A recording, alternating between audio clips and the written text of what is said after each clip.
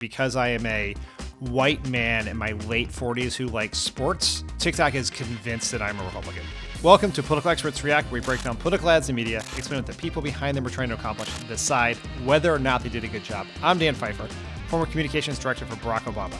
This episode of Political Experts React is brought to you by ZBiotics Pre-Alcohol, your first drink for a better tomorrow. Rather than breaking down specific political ads, we're going to be answering your questions. We got these questions from our subscriber Discord. You can sign up for that and much more at crooked.com/friends. And joining me to go through these questions is a longtime producer and the original creator of the show, R. Taylor Sheridan, Elijah Cohn. Elijah, what do you got for me? Dan, so excited to be here. First time, long time. First one is from Danielle D. She asks, how did the volume and spending on political ads in key battleground states compare to less competitive states? And what does that indicate about campaign resource allocation? Well, this is a pretty simple one. There was no money spent in the non-battleground states. None. Zero. It was all spent in the 7 battleground states, which are, for everyone who may have wiped this from their brain, Pennsylvania, Michigan, Wisconsin, Georgia, Nevada, Arizona, North Carolina. There were a fair number of national ad buys that were done on major sporting events or award shows. So if you were watching NFL football or a major college football game, or even the season premiere of The Bachelor, you might have seen some ads, but there was no specific targeted spending in any state that was not one of the 7 battleground states, which also helps explain why the battleground states moved about 3 points and the non-battleground states moved about 8 points in Trump's direction, where there was actual spending from the campaign. The race was much closer. This is also from Danielle D. How did the use of personal stories and testimonials in ads impact voter perception and trust? This seemed to work for down-ballot races in the cases of abortion, but it had little impact in the presidential contest. Do we know why? I don't think it's fair to say it had no impact. Most of the best testing abortion ads were all personal stories. There were a fair number of pretty well-testing personal stories about the economy that featured a person speaking directly to camera. And there was a ad from Future Forward called Buddy, a worker talking about everything about the economy and what Harris had done for him and who she was fighting for. That was, I think, the best testing ad that Future Forward, the super PAC, ran. So it did work. Now, there were a lot of other ads that weren't that, and the Republicans really didn't lean into that sort of strategy. They had a few immigration ads where they had people who were victims of crime from undocumented migrants that they ran, but those ads tested very well. They worked down ballot, and I think the testing is they worked at the top of the ticket too. This is from Catherine. How does a campaign decide who to target and when? During the MLB postseason, I saw the same Trump anti-trans ad at least once per commercial break to one pro-Kamala ad per game. It feels like something is off for the camp to not target such an important national event in their comms. Well, Catherine, I wish I knew where you lived, because that would help answer this question. I'm guessing from this that you were not living in one of the 7 battleground states. The Trump campaign spent a lot of national money on that anti-trans ad that you're referencing. It was the one they spent the most money on. This one got a ton of attention because if you did not live in a battleground state, you saw this ad a lot.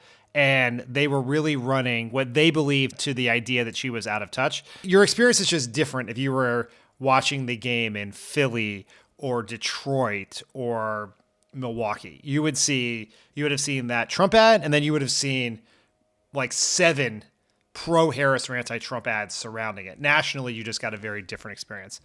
The bigger question about how you target people, it's more complicated than I'm going to say it is here, but you know who your target voters are, which groups who are open to your candidate, which groups are deciding between your candidate and the couch, which voters are deciding between both candidates.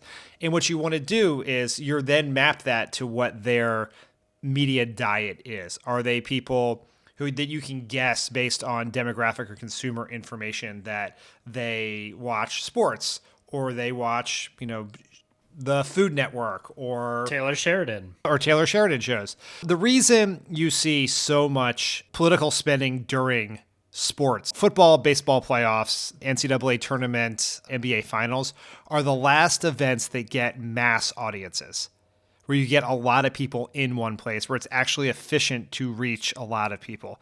Back in the day when I worked on the Obama re-election campaign, everyone still had cable. And so you could target people like really efficiently on cable, right? If you were targeting women of a certain age, and you can run a bunch of ads on Lifetime, Hallmark, Food Network, Younger Men, Comedy Central, ESPN, and it just can be very specific like that. Just so many people have cut the cord, and so it just becomes very challenging to reach people. One thing that is interesting about streaming is with some services, you can target people individually. Like I know that Elijah Cohn is deciding between Harris and Trump, and I can pay a streaming service to show the ad that I believe Elijah Cohn would be most persuasive to him while he's watching TV. Like that's how you do targeting, basically, is what I'd say. Scary in the future. Yeah. We're all going to get into. You know what? Think it's better. What if people only shows you things you were interested in? These personalized streaming ads are like what you already get on the internet. Right? Because of Google data or Facebook data, they know in the tracking your cookies what things you're interested in. So they show you that. They don't show you things you're not interested in. If you like this show, I know you will love The Message Box, my Substack newsletter that focuses on strategy and messaging. And I'm offering a end of the year special. If you sign up right now at the link in the description, you will get 20% off for an entire year. Thank you for considering. Catherine mentioned the trans ad that played during these sporting events. That ad has gotten a lot of press, but I live in a swing state. I just got absolutely bombarded at the end with the ad of Kamala saying that she wouldn't change a thing from her appearance on The View. Yeah. What do we know about that ad? Was it effective? It was running constantly for me in North Carolina. There were two ads that tested as well for the Trump campaign as that trans ad. One is the one you mentioned. It's the Nothing Will Change ad that featured that clip from The View. And then there's another ad which has Kamala Harris saying Bidenomics is working. Those ads both tested very well. They were quite effective. We know the Trump campaign thought the same thing because they mostly closed on those ads. You run your most effective ads at the end. And ultimately, this campaign was a battle over who was going to represent change. They wanted change in Washington, and it was who was going to bring more change. The convicted criminal former president or the fresh face, although sitting vice president to the incumbent president. And Trump ultimately won that argument. Those ads helped him do it. All right. This is from Confused Disaster. Great name on Discord. Short question, big question. Are TV ads even worth it nowadays? Absolutely not. Ooh.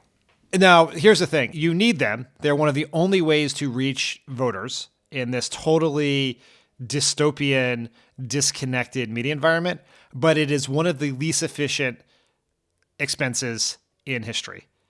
Billions upon billions upon billions of dollars were spent on ads in this presidential race, in the down ballot races, the Senate races, in the battleground states to reach a tiny slice of people. And we were spending hundreds of millions of dollars a week to reach those people. And most of the time they were never seeing these ads or remembering them if they saw them. They were skipping them. Because if you're watching, many people are not watching TV live. That's one of the advantages of running them during sports. It's one of the few times you can be pretty sure that people will at least not be fast forwarding through the commercials. We should, as a party, as a political culture, look at this expenditure of money and try to find ways to make it more efficient, because it is absolutely absurd how much money is being spent for how little impact. More of it should go into digital ads. Obviously, more of it should go into streaming ads. More of it should go into field.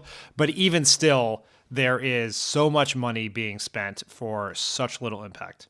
All right, people, I'm here to tell you about a game-changing product I use before a night of drinking. It's called ZBiotics Pre-Alcohol.